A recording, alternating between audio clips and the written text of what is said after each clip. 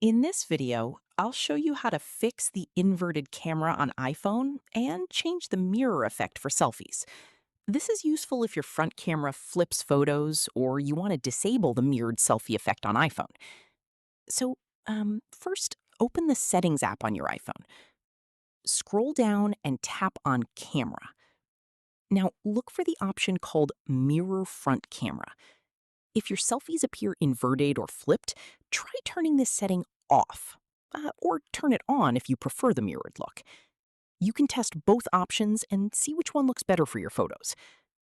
Now, if you already took a picture with the inverted effect, don't worry, you can still fix it.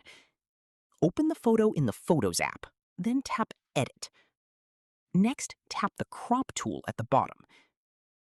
At the corner, tap the Flip icon to mirror the image back to normal. Once done, tap Done to save the changes. And that's it. Your iPhone front camera inversion issue is now fixed. If this helped, make sure to like and subscribe for more iPhone camera tips, photo editing guides, and iOS tutorials.